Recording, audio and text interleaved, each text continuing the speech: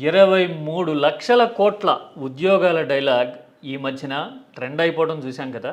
ఇంతకీ దేశవ్యాప్తంగా ఏ ముఖ్యమంత్రి మీద ఎక్కువ ట్రోల్స్ జరుగుతున్నాయి? ట్రోల్స్ విషయంలోనూ నెగిటివ్ పబ్లిసిటీ విషయంలోనూ ఏ సీఎం ఎక్కడున్నారో ఓసారి లెక్క తీసి చూద్దామా? మీమ్ వర్స్ అంటున్నారు కదా ఇవాళ రేపట్లో జెన్జీ కిడ్స్ అందరూ. అలాగా మీమ్ వర్స్ని రూల్ చేస్తున్న పొలిటికల్ ఫేసెస్ ఏవి అంటే సమాధానం ఏంటి? 3 ముఖ్యమంత్రులు ఉన్నారు.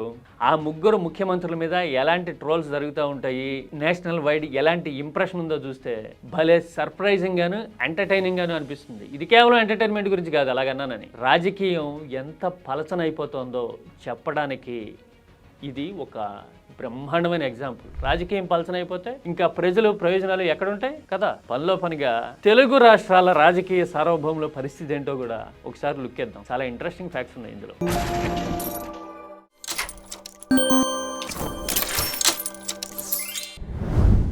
ఇవాళ రేపట్లో సోషల్ మీడియాలో ట్రెండింగ్లో ఉన్నది ఎవరు, మీమ్ కంటెంట్ అయిపోతున్నది ఎవరు, ఎవరు మాట్లాడితే సోషల్ మీడియాలో మీమ్ మేకర్స్ పండగ చేసుకుంటున్నారు అని అడిగితే టక్ మని 3 పేర్లు వినపడతా ఉన్నాయి. ఆ 3 పేర్లు ఎందుకు వినపడుతున్నాయో చెప్పడానికి నిదర్శనాలు మన కళ్ళ ముందే కనపడుతూ ఉన్నాయి. ఆ 3 పేర్లు ఏంటో తెలుసా? 1 ఢిల్లీ సీఎం రేఖా గుప్తా, 2 నితీష్ కుమార్, 3 మోస్ట్ పాపులర్ మమతా బెనర్జీ. వీళ్ళు ఎందుకింత పాపులర్, ఎందుకింత బజ్ ఉంది? పాపులర్ అంటున్నానని పాజిటివ్ అనుకున్నారు కాదు. అందులో పాపం వాళ్ళని చాలా వరకు ఫుట్బాల్ ఆడుకునే కంటెంటే ఉంటుంది. ముందు ఢిల్లీ నుంచి వద్దాం. 3 సార్లు కేజ్రీవాల్ అధికారం చెలాయించిన తర్వాత ఢిల్లీలో జెండా మారింది కదా. రేఖా గుప్తా ఫ్రమ్ నోవేర్ సర్ప్రైజింగ్గా ఢిల్లీలో సీఎం అవడం చూసాం కదా. అయితే సీఎం రేఖ పర్ఫార్మెన్స్ మీద, అవగాహన స్థాయి మీద సోషల్ మీడియాలో ఢిల్లీలోనే కాదు అక్రాస్ ద కంట్రీ తెగ మీమ్స్ వైరల్ అవుతున్నాయి, సర్క్యులేట్ అవుతా ఉన్నాయి. ఏక్యూఐ ఎయిర్ క్వాలిటీ ఇండెక్స్ గురించి మాట్లాడుతూ ఆ మధ్యన టెంపరేచర్ లెవెల్ పెరిగిపోయింది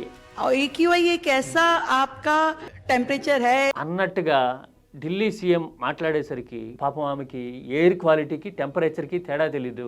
ఢిల్లీ గ్యాస్ ఛాంబర్లో అయిపోయి ఎయిర్ క్వాలిటీ ఇండెక్స్ 420 అయిపోయింది.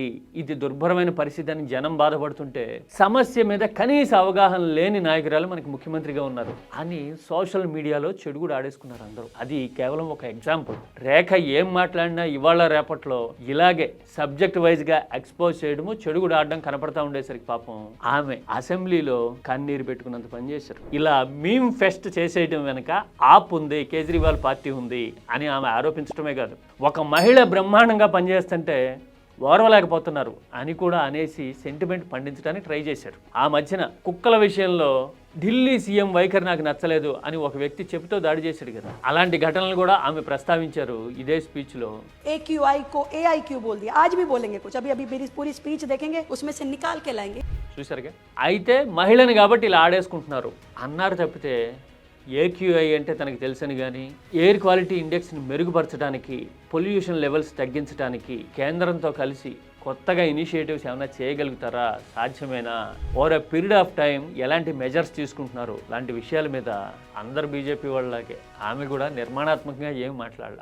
అలా మాట్లాడేసరికి మళ్ళీ మీమ్స్ వచ్చినాయి, సెంటిమెంట్ పండించారు రేఖ అని చెప్పేసి చెప్తూ. అందుకోసమే బహుశా ఇలాంటి హ్యాండ్లింగ్, అండర్స్టాండింగ్ లెవెల్ తక్కువగా ఉండడం వలనో ఏమో రేఖా గుప్తా మీమ్ వర్స్లో సూపర్ స్టార్ అయిపోయారు. ఇక రెండో పర్సనాలిటీ నితీష్ కుమార్ మీద అయితే పాజిటివ్ అండ్ నెగిటివ్ మీమ్స్ బ్రహ్మాండంగా ఉంటాయి. పాజిటివ్ అంటే ఎవరికి పాజిటివ్? నితీష్ కుమార్కే.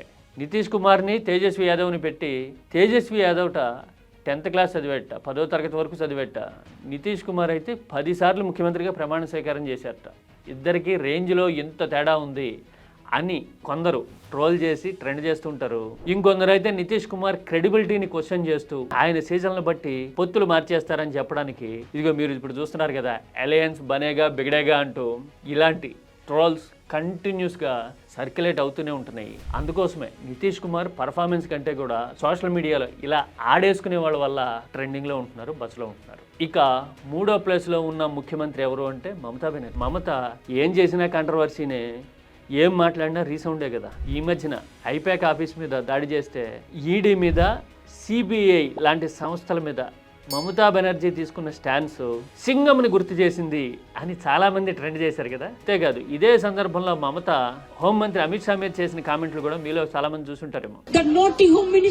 నాటి అంటున్నారు. అమిత్ షాని. అదేంటి నాటి అంటే చిలి పని కదా అనుకుంటాం మనం. ఆమె సెన్స్ ఏంటి అక్కడ?